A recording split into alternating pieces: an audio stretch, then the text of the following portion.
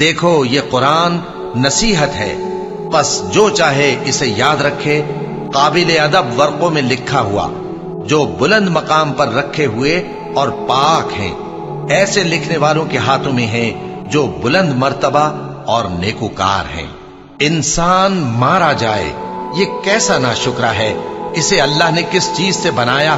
نطفے سے بنایا، پھر اس کا اندازہ مقرر کیا، پھر اس کے لیے رستہ آسان کر دیا، پھر اس کو موت دی سو اسے قبر میں پہنچایا، پھر وہ جب چاہے گا اسے اٹھا کھڑا کرے گا۔ کچھ شک نہیں کہ اللہ نے اسے جو حکم دیا اس نے اس پر عمل نہ کیا۔ اب آئیے 6 آیتیں سورہ عبس۔ اللہ انہا تذکرہ، یہ لفظ بہت اہم ہے۔ تذکرہ، ذکرہ، تذکیر، فذکر بالقرآن، کیا معنی ہے اس کے؟ یاد دہانی صحیح ترین ترجمہ ہے، یاد دہانی۔ ایک ہے کسی کو کچھ سکھانا، نئی بات سکھانا، ایک ہے یاد دہانی۔ اسے ایک چیز معلوم تھی، کوئی بھول گیا، یاد کرانا۔ جیسے آپ کے کسی دوست نے آپ کو بہت قیمتی قلم دیا تھا، آپ نے اسے بہت سنبھال کر اپنے ٹرنک میں رکھ دیا۔ اب سال ہا سال ہو گئے، نہ دوست سے ملاقات، نہ وہ یاد۔ اچانک آپ نے کسی روز ٹرنک کھولا اور وہ قلم آ گیا، تو آپ کو دوست یاد آ جائے گا کہ نہیں؟ اسی لیے قرآن آفاق و انفس کے لیے آیات کہتا ہے، ہم اپنی آیات دکھائیں گے تمہیں، نشانی جس کو دیکھ کر تم ہمیں پہچانو گے۔ اور تذکرہ کا مطلب کیا ہے؟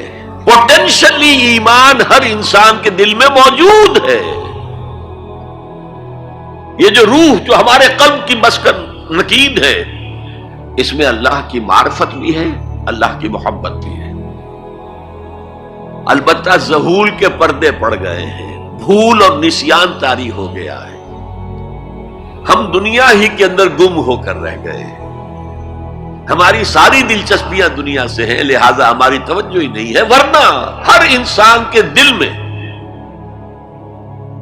یہ جو یہاں ہندوستان میں کہتے ہیں آتما اور پرماتما، آتما اور پرماتما کا تو تعلق بہت گہرا ہے۔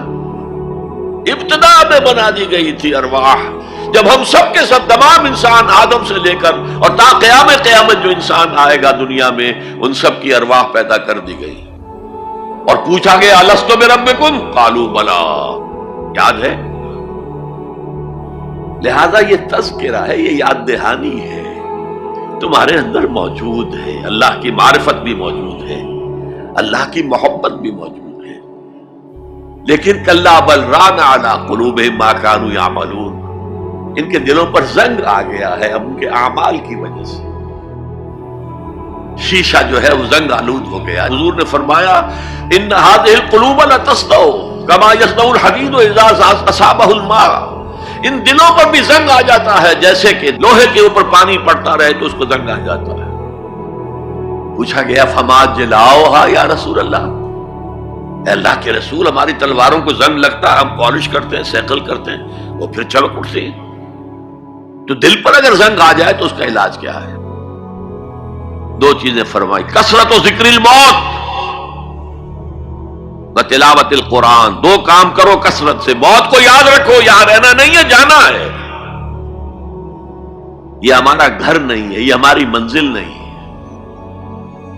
ہمارا اصل گھر جو حضور نے فرمایا انما الدنیا خلقت لکم وانتم خلقتم للآخرہ، یہ دنیا تمہارے لیے بنائی گئی، تم آخرت کے لیے بنائے گئے ہو۔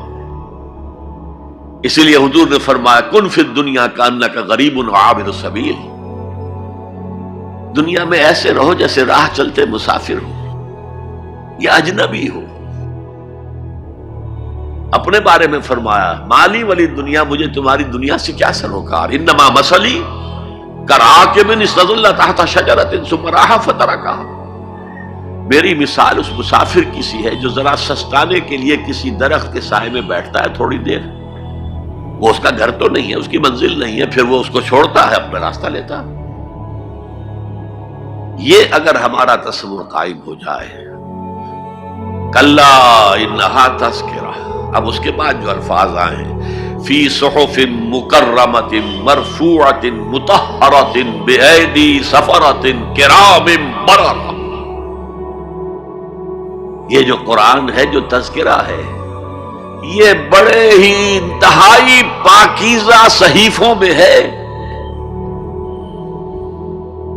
فی صحف مکرمۃ، بڑے باعزت، مرفوعۃ مطہرۃ، مرفوع بلند اور انتہائی پاک.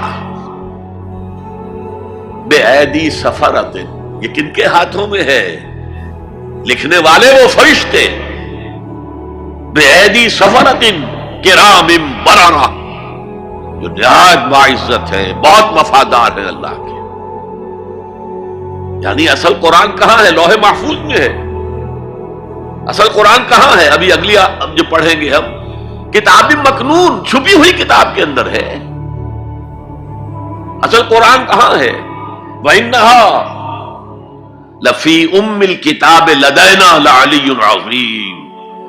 یہ تو اس ام الکتاب میں جو ہمارے پاس ہے، بہت بلند ہے اور بہت عظمت والا ہے.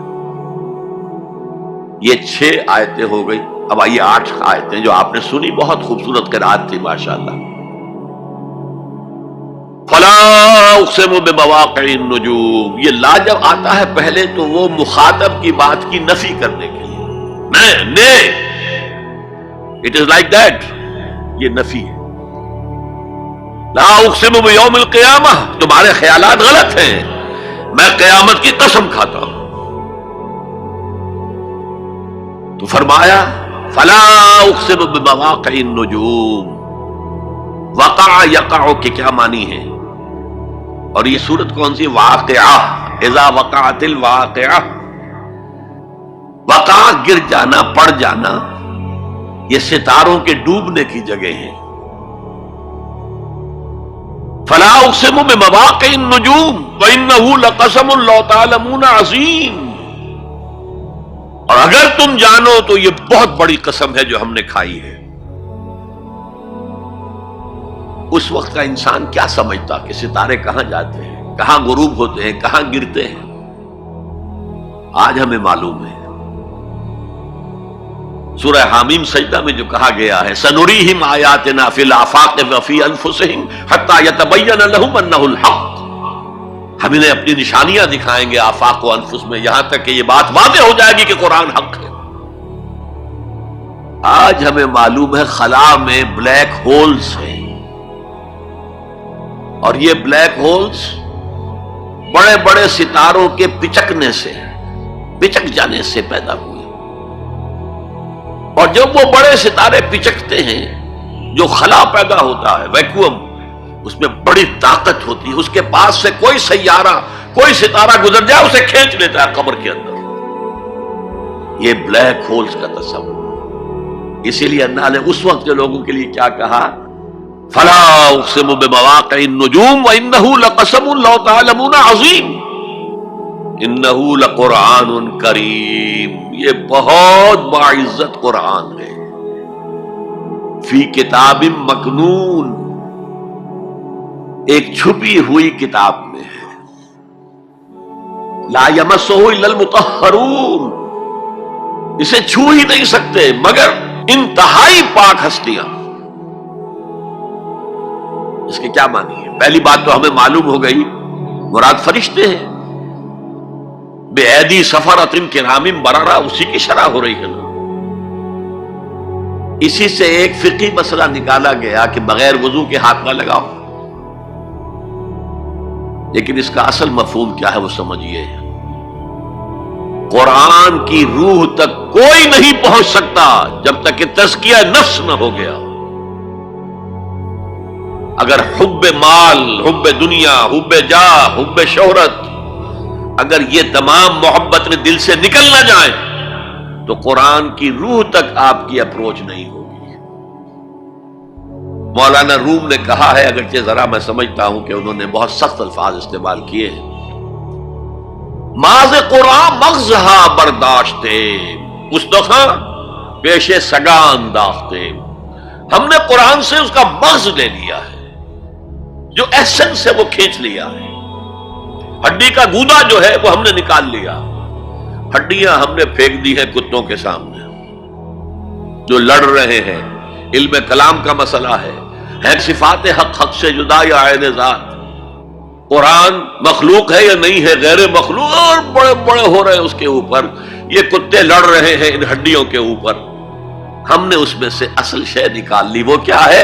اللہ کی محبت، اللہ کی معرفت، یہ ہے اصل شے۔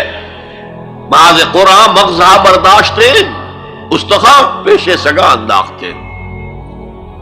تو جب تک انسان کا باطن پاک نہ ہو جائے وہ قرآن کے چھلکوں سے کھیلتا رہے گا، چاہے وہ کہنے کو مفسر ہو،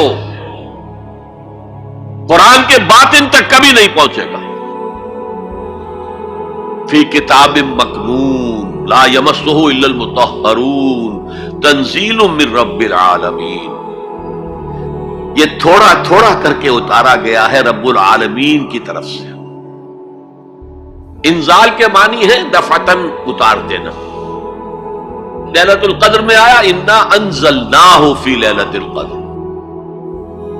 رمضان کے بارے میں شہر رمضان الذی انزل فیہ القرآن، باب افعال، لیکن حضور پر ایک دم نہیں اترا، تھوڑا تھوڑا تھوڑا تھوڑا 23 برس میں جا کر اس کی تکمیل ہوئی۔ اب دیکھیے جو شکوہ کیا اللہ نے، کیا اس جیسی نعمت سے تم مداہنت کر رہے ہو، بے اعتنائی کر رہے ہو، اسے پڑھتے نہیں ہو، اسے سمجھتے نہیں ہو، اس پر عمل نہیں کرتے، اسے اپنا امام نہیں بناتے؟ تمہارا طرز عمل یہ ہے، بلکہ تم نے اپنا نصیب یہ بنا لیا ہے کہ تم اسے جھٹلا رہے ہو۔ غور کیجئے، جھٹلانا جو ہے دو طرح کا ہے۔ ایک ہے زبان سے کہنا کہ یہ نہیں ہے، کوئی اللہ کا کلام نہیں ہے، یہ قرآن وغیرہ جھوٹ، سب اساطیر الاولین ہیں، یہ محمد نے گھڑ لیا ہے وغیرہ وغیرہ، جھٹلانا ہو گیا۔ ایک جھٹلانا ہے عمل سے جھٹلانا، مان تو لیا اللہ کا کلام ہے لیکن اس کی حرام کردہ شے کو اپنے لیے حلال کیا ہوا۔ حدیث نبوی ہے ما آمن بالقرآن من استحل محارمہ، اس شخص کا قرآن پر کوئی ایمان نہیں ہے جو اس کی حرام کردہ چیز کو اپنے لیے حلال ٹھہرا لے۔